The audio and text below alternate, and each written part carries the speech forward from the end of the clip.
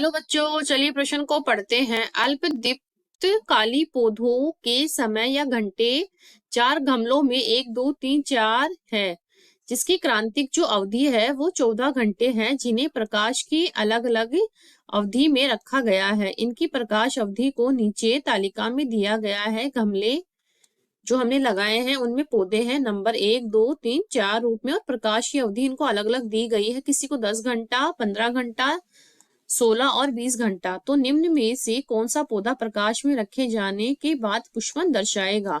तो इस प्रश्न की मुख्य अवधारणा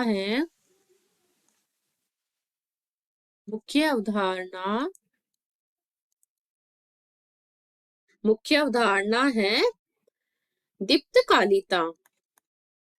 दीप्ति काली कालिता।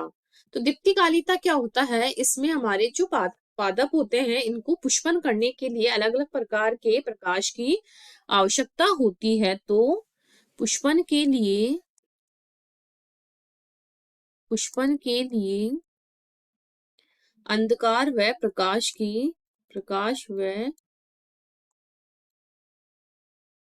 अंधकार की अवधि की आवश्यकता होती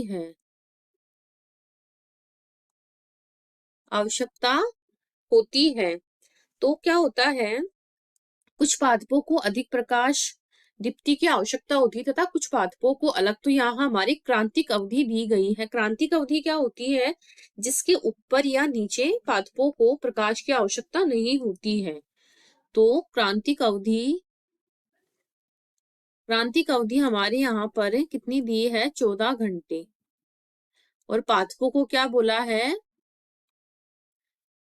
अल्प प्रकाशी। तो ऐसे पादप जिनको 14 घंटों से कम घंटे की लाइट की या प्रकाश की आवश्यकता होगी। तो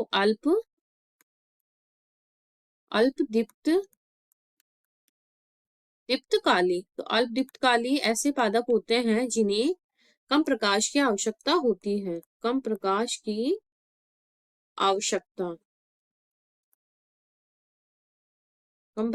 आवश्यकता होती है। तो यहाँ पर हमारे प्रश्न में 14 घंटे क्रांतिक दी गई है। तो 14 घंटे से कम प्रकाश की आवश्यकता पर प्रकाश उपस्थित होने पर हमारे पादप पुष्पित हो जाएंगे।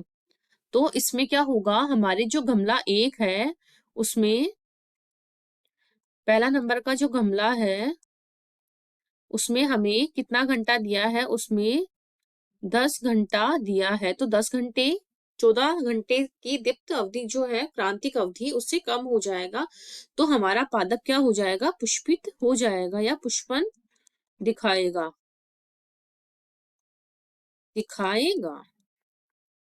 और जो सभी गमले हैं, दूसरा, तीसरा, चौथा, उनमें सभी में जो प्रकाश की अवधि है वो 14 घंटे से ज्यादा है, तो ये पुष्पन नहीं दर्शाएंगे।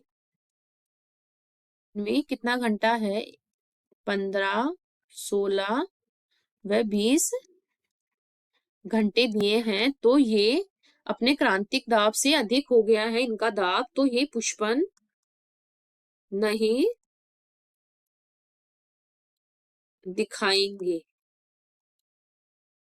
तो इस प्रकार हमारे इस प्रश्न में जो पहला गमला है वो ही पुष्पन दर्शाएगा। तो बाकी के विकल्प हमारे गलत हो जाएंगे और उत्तर हमारा हो जाएगा विकल्प पहला। आशा करती हूँ आपको इस प्रश्न का हल समझ में आया होगा। धन्यवाद।